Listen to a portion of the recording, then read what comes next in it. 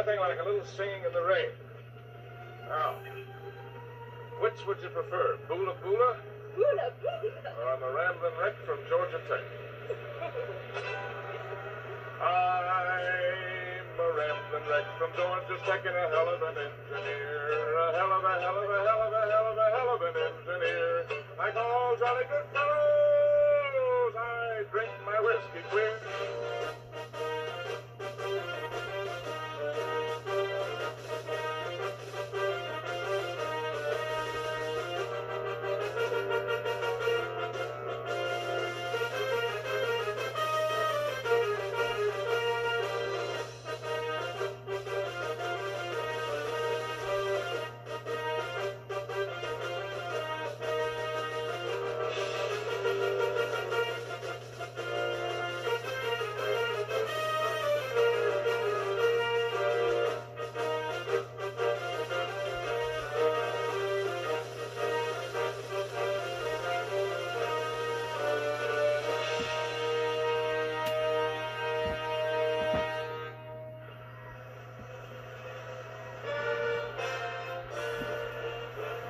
The best.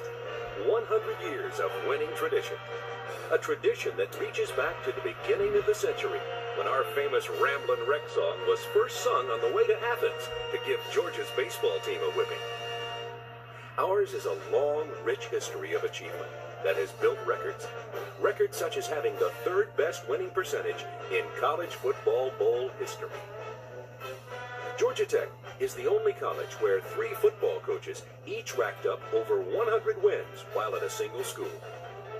John Heisman, William Alexander, and the legendary Bobby Dodd. All 3 made their records at Tech.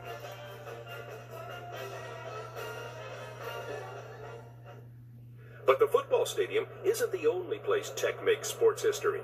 At the Alexander Memorial Coliseum, they stir up the crowds with a game called basketball. Tech's resurgence on the basketball court began when Bobby Crimmins joined the Jackets in 1982. Sports writer Jack Wilkinson remembers one day early that year. I was working at the New York Daily News and got a phone call one morning from an obviously older Irish enthusiastic man who told me that his son had just gotten the head coaching job at Georgia Tech, and he was coming from Appalachian State, and he was going to do for Georgia Tech just what he'd done for Appalachian State. Well, I had no idea what he'd done for Appalachian State. I did know that Georgia Tech was a mess and seemed to be in way over its head playing basketball in the ACC. Well, it turned out that it was Bobby Crimmins' father. And in retrospect, Bobby Crimmins' father knew exactly what he was talking about. Bobby Crimmins had his work cut out for him. Tech basketball was at the bottom. His first chore was recruiting. Mark Price remembers first meeting the coach. He came over to visit in our house, and he had on this puke green suit and this, gray hair, and young guy with this gray hair and this ugly suit, and he talked for 2 hours straight before I think we even said anything. Yvonne Joseph didn't even know how to play the game when he was first recruited by Crimmins. The coach asked me, he said, "Do you want to play basketball?" I said, "Well, what is it?" I take the ball, it was just close to the basket. And I started putting it in the basket. I said, "This is easy enough." And he made a mistake. He should not mentioned it. He said, "Well, this can pay your school." And I couldn't afford to go to school. I said, "If he can pay my school, I play 24 hours or 26 hours a day." I figured anybody from Haiti who wanted to be an engineer had to be a winner because of the sacrifices that he would have to make. And that's exactly what he did.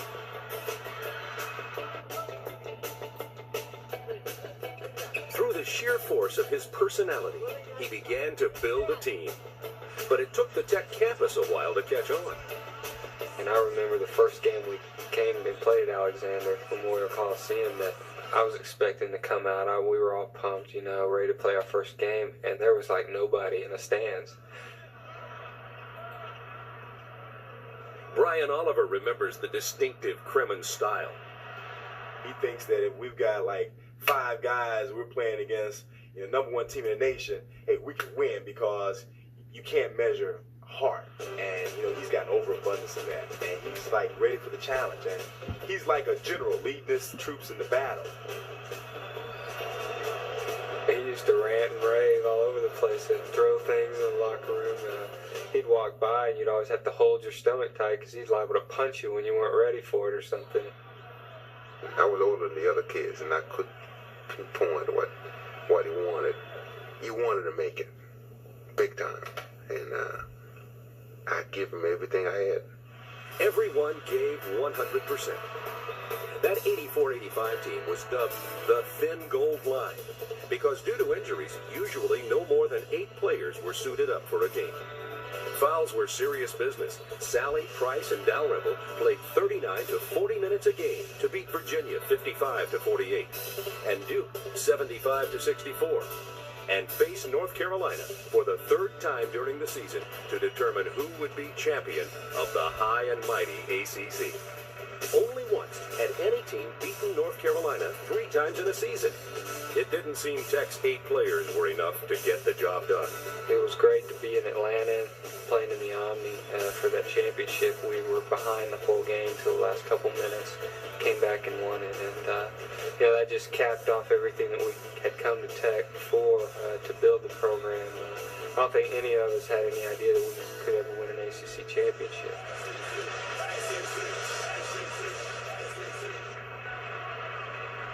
And I think what made 85 such a great year was it was unexpected. We were not expected to win the league. We were not expected to make a run at the national championship. And once we won the ACC championship in a great basketball game, we really felt like somebody. We went on and won 3 more games. And of course, and we playing in Providence, Rhode Island, and we playing Georgetown for the right to go to the Final Four. 27 wins, 8 losses, and a solid number 6 ranking in the final polls. Moreover, Price won the tournament's Most Valuable Player award. It's easy to see why color analyst Brad Nessler dubbed the Alexander Memorial Coliseum the Thriller Dome. At the end of the season, Mark Price's number was retired. I find it very interesting and encouraging that no one's number goes up there to be retired until they graduate. Other schools don't operate like that. He operates like that. He cares more about his players than winning a national championship, even though that's probably one of his biggest goals, is to win a national championship. And I'm sure he would be the first to tell you that he would rather every player he ever coached get his degree and do well in life. And if he does that, then he's been a success as a coach.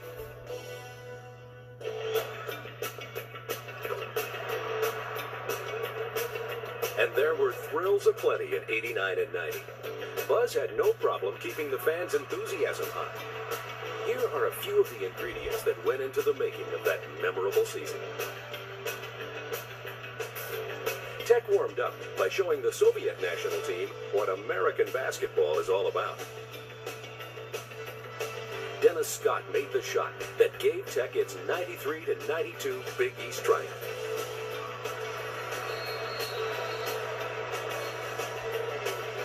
And the Jackets made sure the Georgia Bulldogs went home with their tails between their legs.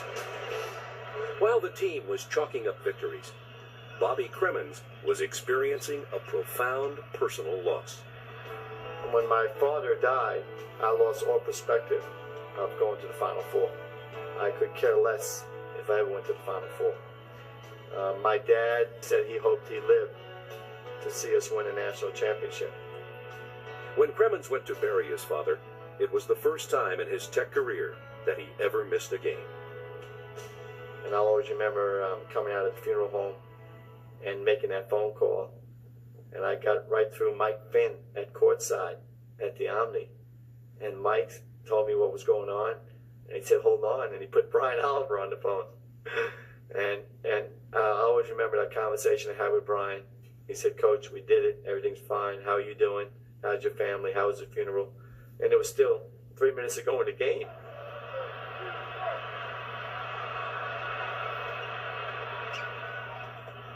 While their coach followed the game from a New York telephone, Tech trounced Pittsburgh. Anderson's spectacular triple-double in that game gave the Jackets the Kuppenheimer title. And the wins kept coming. NC State fell 95-92 for Tech's gutsiest win of the season. And North Carolina was brought to its knees, 102-75. Tech was on a triumphant winning streak as they entered the ACC tournament. ACC tournament times where everyone lifts their game to another level.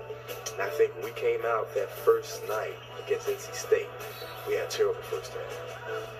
And I remember Coach Crimmins coming in and, you know, like I said, Mr. Enthusiasm. Instead of coming in and yelling and kicking chairs, he said, "Hey guys, it's over. The first half is over. Now we can shake off the nervousness. We can go out there and kick some butt." And we go out in the second half, it's a totally different team. And they went on to beat Duke 83-72 and Virginia 70-61 to grab the ACC title and play toward the national championship. And I think when we got to the championship, we wanted it so much for the school, for ourselves, but more so for Coach Crimmins.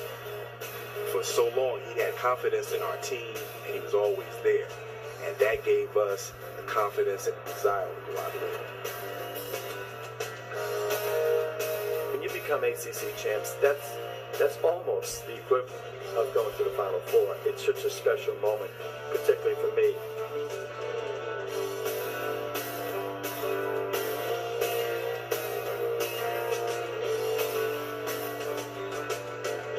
The Jackets swept the NCAA Southeast Regional by sending East Tennessee State home, beaten 99-83. And then there was the controversial game against Michigan State. As the clock hit zero, Kenny Anderson tied the score 80-80. And in overtime, Tech won by a single point as the buzzer rang.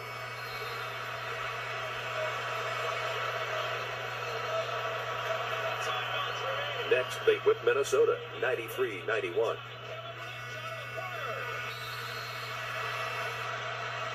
Tech made it to that rarefied position. They were in the Final Four. With a 28-7 record, they went up against the team that would eventually win the national championship, University of Nevada, Las Vegas. That is a moment I'll always remember, going to Denver and representing Georgia Tech as a Final Four participant. Two great teams met face to face. It was college basketball at its best. We realized that all we had to do was play hard for 40 minutes. And it was an emotional game. It was a very emotional game. And we made a gallant effort, but the better team won that day. A far cry from 1983. This time, the whole city of Atlanta was behind the Yellow Jackets. You don't have to go to Georgia Tech to be a Georgia Tech fan. I think we got a lot of, you could call them subway alumni, but this city is a great city. We feel like we represent the city of Atlanta.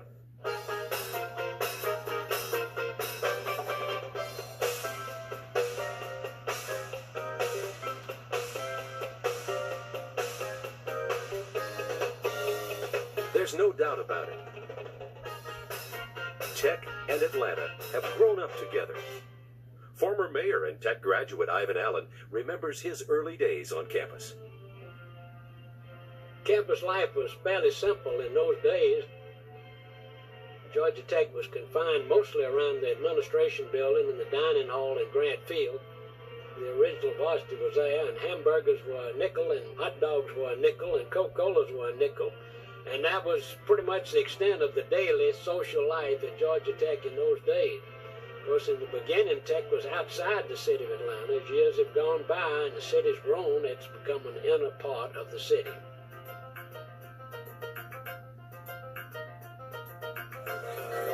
Today's hamburgers don't cost a nickel, but the varsity is still an essential part of a Tech student's education. Atlanta has grown into a major international city, and Georgia Tech graduates have played an important role in that growth. The city will soon be host to the 1996 Summer Olympic Games. Tech's multimedia laboratory created these computer images that helped win the Olympic Games for Atlanta. And the winning tradition will continue when the Tech campus becomes home for the world's athletes during the Summer Games.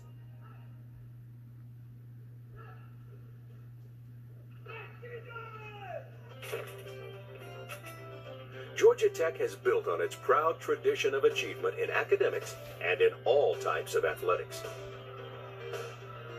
Winning at Tech is shared by the women's basketball team.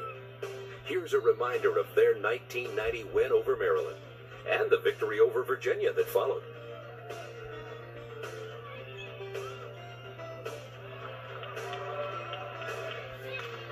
On the track, the court, and the links, when Tech plays, it plays its best, and it plays to win.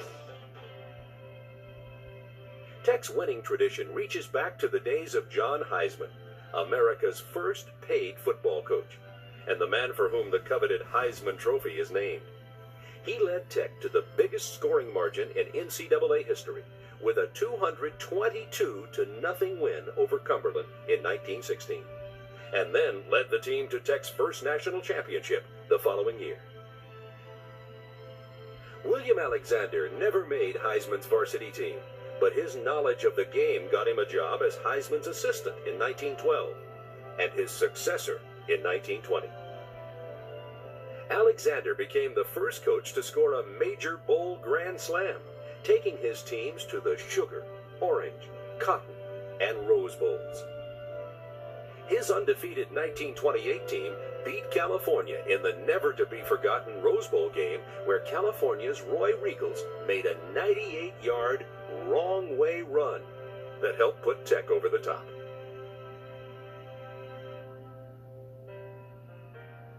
Robert Lee "Bobby" Dodd became Tech's winningest football coach during his 22 seasons on the Flats.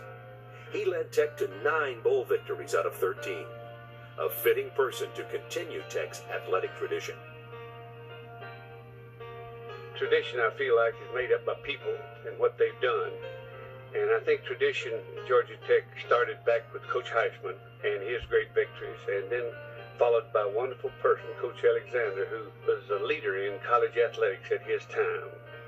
And then I followed what they had already started and added maybe a little bit to it. One of Dodd's greatest discoveries was Clint Castleberry, the crazed jackrabbit of 42. Castleberry played only one sensational season before entering the Air Force. As he co-piloted a bomber over North Africa, he was reported missing, but certainly not forgotten. Dodd's legacy goes beyond the game statistics to the quality and character of the young players he coached. I'm more proud of the fact that I graduated a great percentage of the players who came under me. This man who led Tech to 6 bowl victories in 6 years used to shrug off his triumphs as just Dodd's luck, but no one else did. The legendary gentleman coach earned his place in the Hall of Fame. 1952 football team co-captain George Morris remembers his days playing for Dodd. The spring practice of 1951 at Georgia Tech was one of those big spring practices, a period of time when a team was brought together. Coach Dodd changed his coaching staff dramatically. He two-platooned his coaching staff, and he was ahead of the times really in the country. Under Dodd's leadership, End Buck Martin made history with 4 touchdown catches in the 51 game against Auburn. And quarterback Pepper Rogers not only kicked the field goal in the 51 Orange Bowl against Baylor, he also called it for the referee. Dodd's 51 team was 11-0-1. With no professional teams in town, Georgia Tech football was the biggest show in Atlanta. In fact, Tech played the first college game ever broadcast in color. Ramblin' Wreck, Coach Alexander, Grant Field on Saturday afternoon. The only show in Atlanta was Georgia Tech football. Everybody came to see us play on Saturday. If you didn't get to come to a Georgia Tech football game on Saturday afternoon, you was just not with the in crowd. Bobby Dodd's 1952 team was undefeated, 12-0. This was Dodd's golden era, and his influence could be felt throughout Atlanta and the nation. It was more than his winning teams. It was the way they won. Dodd's players were committed to excellence and exemplified the best in sportsmanship and academics. These were not guys who were in college primarily to get ready to go on to the NFL, because the NFL was nowhere near viable an option as it is now. The players were in school to become tech men, a worthy goal, a special honor. These well-rounded student athletes graduated to success in business, politics, and education. And early in the morning, when the dew's still on the ground, and you're taking those exercises, and our trainer, Buck Andell, would say, okay, we're going to sing the Ramblin' Wreck while we're exercising, and I think that was supposed to expand our lungs and probably wake us up and prepare us for better things. Coach Dodd had a close relationship with his players, a special way of relating. It was rare that you would go over a 2-week period of time that he didn't have maybe just an instantaneous one-on-one to let you know how important he felt that you were to the team, or how important he felt it was for you to do some things a little bit differently than you were doing. Dodd was never too busy for the human touch. When George Morris was elected co-captain, he proudly told his mother just before leaving for the '51 Orange Bowl. Well, it thrilled her a great deal, and it thrilled me a great deal to be able to tell her that. And she said, well, Coach Dodd should have let me know about that. And there should have been something in the paper about it. And I said, well, I don't know. We're going down to Miami to play in the game. Well, we beat Baylor in a very tough, hot football game. It was a big, big, big win for Coach Dodd. If you look back at his time and his career, that was an enormous win. Well, my mother saw him after the game and said, Coach, my boy's going to be co-captain of your football team this coming year, and you didn't let me know about it. Now, you know, mamas have a way of talking about their children that communicates very effectively. Well, 3 years later, my brother was elected captain of the football team, and the first telephone call Coach Dodd made was to Vicksburg, Mississippi, and talked to my mom. 1966 was Dodd's last season. The man who became a legend retired just as professional sports finally came to town. Atlanta, her impressive skyline supplemented by this magnificent circular stadium, is in a delirium of enthusiasm today to celebrate her attainment to big league city status. The Braves are here, and it's opening day.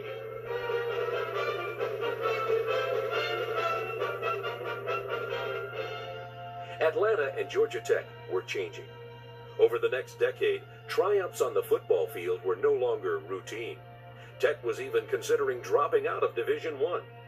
But in 1980, when Homer Rice took over as athletic director, all that changed. During the 80s, he rebuilt the Georgia Tech athletic program to a position of prominence.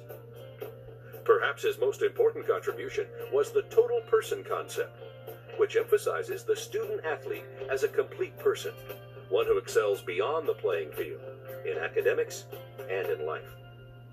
When we started in April 1980, we were graduating 38% of our student-athletes. Today, we graduate over 80%, and we want to continue to improve that. We teach them things about the real world. So when they go out there, they're going to understand these things now before it happens. The communities win.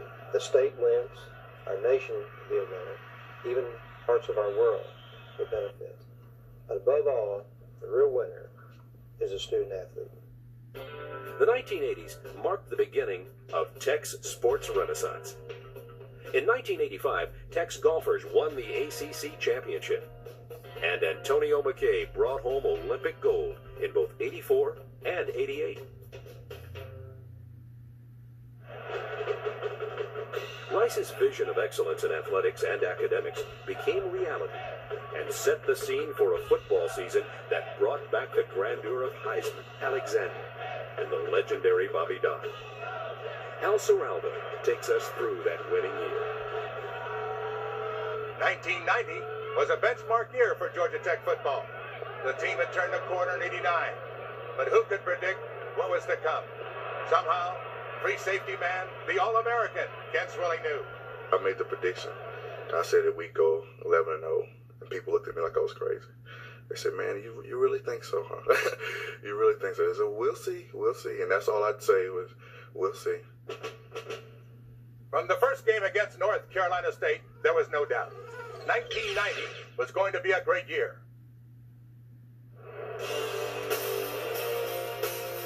Sean Jones' clutch play won 14 fourth-quarter points, and Jeff Wright's final score starts the Jackets on a winning march to the Bowls.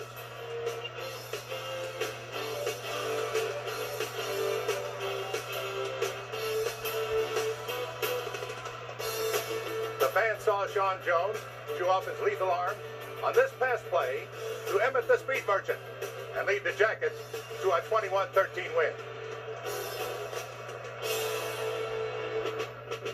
UT Chattanooga was destroyed the next week, 44-9, as the nation begins to take the buzz seriously. Then it was South Carolina's turn to take the Georgia Tech whipping, 27-6. Tech's ruthless defense, led by linebackers Jarrell Williams and the All-American Marco Coleman, limited South Carolina to just 196 yards. And Sisson's 42-yard field goal shows off his magic toe.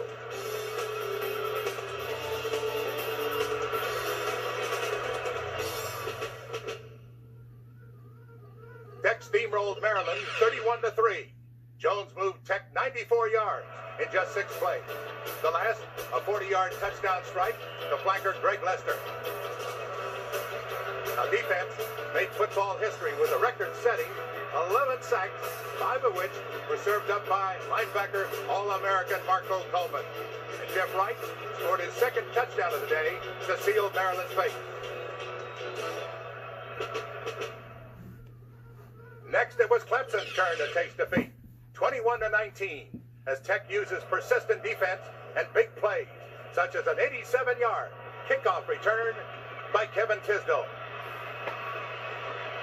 That sort of thing was the sort of game that happens rarely, and it happens when a team is really on its way to something very special.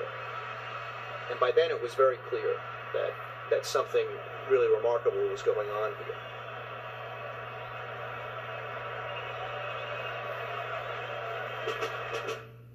Against North Carolina, Tech racks up 435 yards of total offense, holding UNC to just 151 yards. The 13-13 tie snapped Tech's 9-game winning streak and left the Jackets undefeated.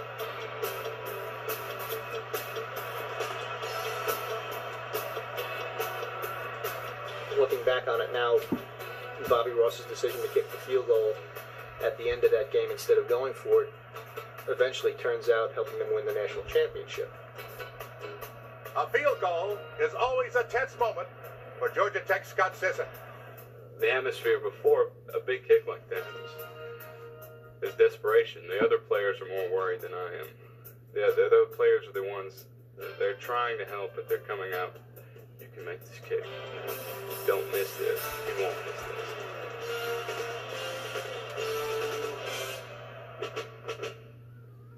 Tech stung Duke 48-31 and got ready for a showdown with top-ranked Virginia.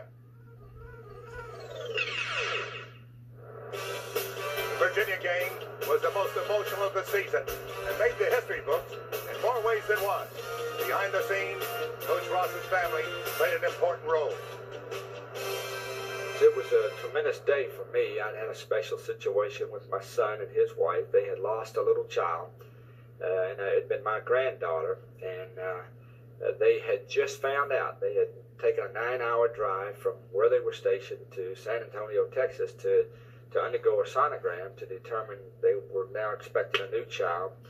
And I'd gotten a call from my son late Friday night in Big Springs, Texas, and he called him from a payphone with a snowstorm outside. This is the night before the biggest game in Bobby Ross's coaching career, and he finds out that they had just gone there to a specialist for a sonogram, and he had called to tell us that the sonogram had showed that the baby was in great health and that there were no heart problems. and that he was, and it was a little boy. Ross just had this real great weight lifted off of his shoulders, and as he told me, he said, I was ready to play the game right then. Well, then that night, in the middle of the night, that's when somebody breaks in, a couple of vandals break into the stadium in Charlottesville. They set a portion of the turf on fire. As of 6 o'clock the next morning, Bobby gets a phone call from Homer Rice. There is a chance that maybe the game is not going to be able to be played. My response was, you know, we could play this one on concrete. It wouldn't really matter. The largest game in Tech history and in Virginia's history clearly had national championship implications, and the team could feel it. Come out the door and all of a sudden you just see the fans jamming the stadium. The band is playing, everyone's cheering. And it's really an incredible feeling. You have chills all over you. And your legs are almost worn out by the time you get to the sideline. Not because of the run itself, just because you're just booming with energy and booming with emotions as you're coming out there. But shortly after the game began, charred grass was the least of Tech's problems. The first half of the Virginia game looked like a disaster for Tech. It seemed that the Jackets had met their match. I realized they had momentum. It was going to be tough for us to stop them. Because at that point, they were scoring almost at will. And I remember at certain points of the game, you'd be like, God, can we stop them? You know, actually thinking that in your mind, you know, can we stop this team? And a couple of players told me that at halftime they just thought, please, we just don't want to be embarrassed. They were down 28-14 at halftime. The game was on the line. What could be done? At that point, they were just physically beating us. And Coach Ross really came in the locker room and he really just said, look, if you guys can just get it together and play hard and give 100% effort, that's all I ask you for. But I was always one, deep down inside, I would always say, just keep plugging away, and things will happen. And the Tech spirit came alive. At halftime, I'm not sure exactly what happened in the locker room, but something happened. We came out, and at that point, there was no stopping us.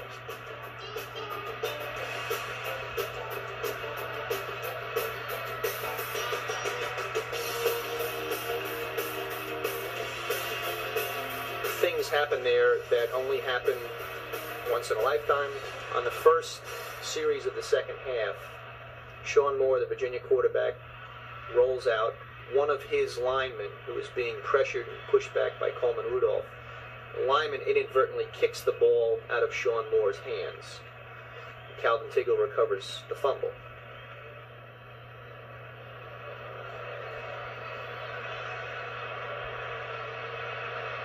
They went right in and scored from there.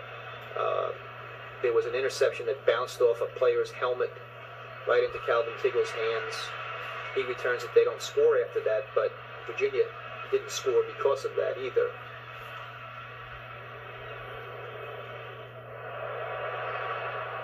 It came down to one crucial play. Scott Sisson's 37-yard field goal with only 7 seconds left in the ball game. I walked out. It was literally a numbness in my legs. I walked back over and got my spot, shook my legs out a little bit. I got a little bit too close to the huddle. As I was passing, I heard Scott say, "This is for the rain. Just relax. We're going to make this one." But I kept my head down and made sure my hips were through, my leg was through. And then I heard Scott first screaming.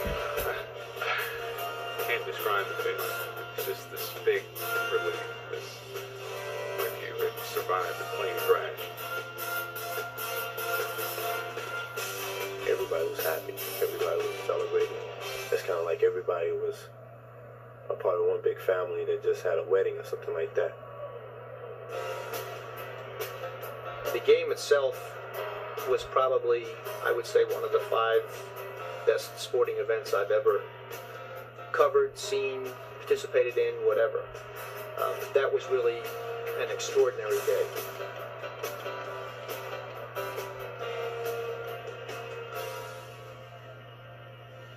It was very special to win the way we won, you know, and take everything down to the wire. And probably the most special thing about that night was the dedication of the game ball to Coach Ross's father.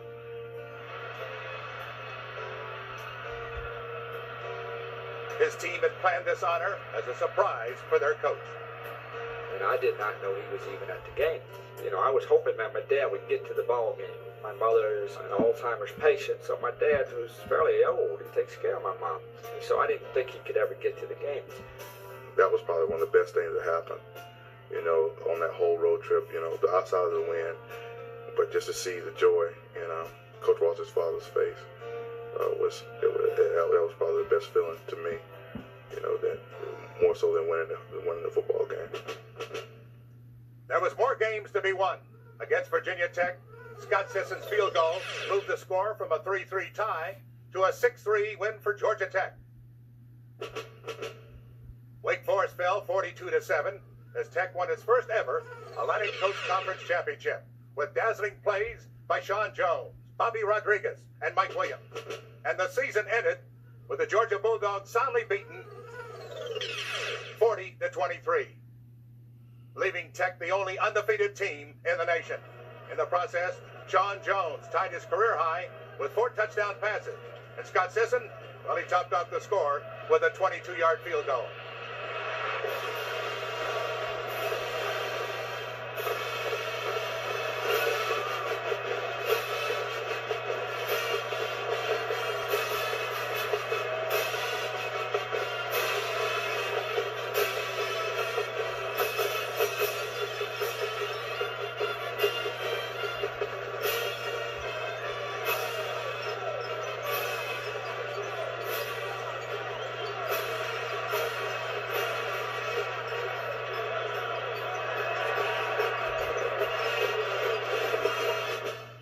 To Florida for the Citrus Bowl and showed a Big 8 champion who was boss.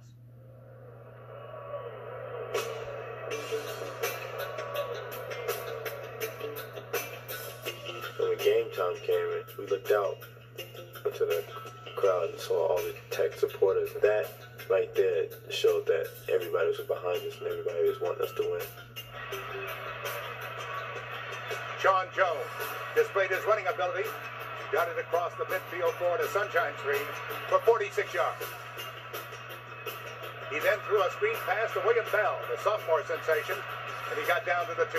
From 22 yards out, Emmett the speed merchant slipped outside, and Sean Jones laid it in for the second Tech touchdown.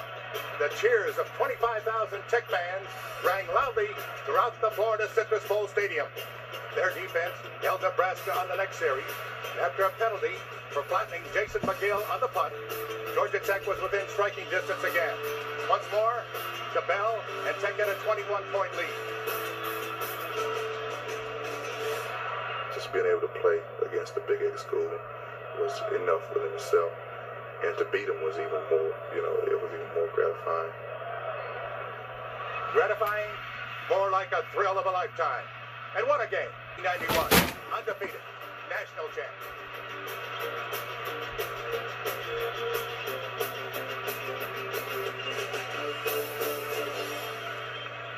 That was the thing that Homer Rice was so enthralled with last year when he was a college and then NFL coach.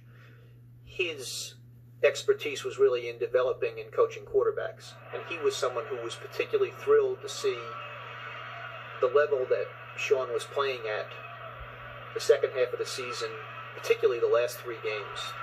The Wake game, the Georgia game, and against Nebraska in the Citrus Bowl.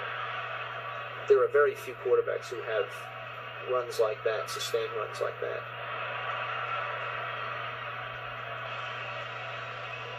A lot of people are speculating whether he can do the thing that he did last year, and a lot of people just don't know Sean Jones. Sean Jones is a competitor.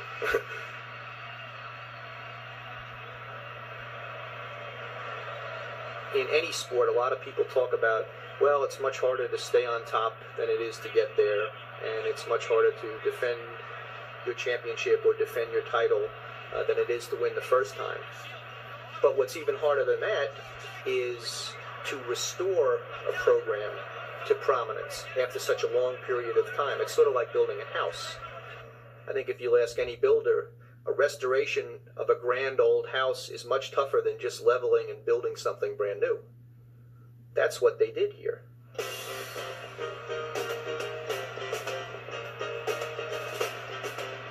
For than just great players, great coaches.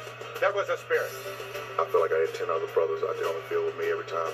You know, and when something went wrong, it was just like a big family. We all come together, you know, and get everything right. I remember before games, we all hug, and, you know, even some would even kiss each other on the cheek and, you know, do things like that. And, you know, it was just a sense of being together. Then when you get a team of 10, 12, 20 guys, man, it's hard to stop. I mean, that's why a lot of teams have become teams of destiny, like Georgia Tech was last year. A team of destiny, a team that brought back the memories of Heisman, Alexander, and especially the legendary Bobby Dodd. I wish he could have been around for this, because he always thought that what Bobby Cremins did resurrecting Tech basketball was miraculous. He never thought that this could be done here in football. Never. When Bill Curry was offered the Alabama job, he asked Coach Dodd whether or not he should take the job, and Coach Dodd said yes. And that's one of the great ironies of that, is that when Curry left and he took his whole staff with him, a big reason they gave for going there was the fact that, well, at Alabama you can win a national championship. 4 years later, Tech won a national championship.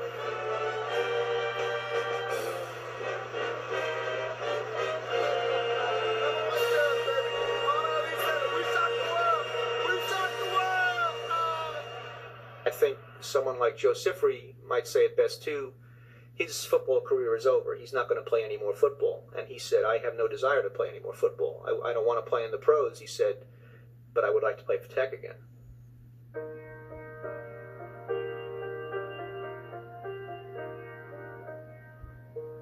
We're one of the only schools that's won all 5 bowl games. I mean, there's a lot of tradition. And it comes from the old line in the old school. And boy, when you start winning, you know, they come out of the woodwork. The ghosts of Dodd and Alexander, Coach Alexander, and Coach Heisman. You know, when you walk down that hall, especially when you're walking out on Saturday, and I always make it a special note to look to the right and to the left of me and just see all the faces and all the people that I represent. Big-time intercollegiate sports can be very, very demanding. Some people can get it all out of kilter about what's important and what isn't important. But you know, the human part of the thing is what's important. Getting my degree from Georgia Tech, meeting my wife at Georgia Tech, those are the things that I remember most. Those are things that no one can really ever take away. There's a saying that the harder a man works, the harder it is for him to surrender. And that's what we got. And I think Georgia Tech makes you that way. The most proud day of my life was when I walked across Alexander Memorial Coliseum's floor and had my tassel pulled from one side to the other and my hand shaking, and they gave me my diploma.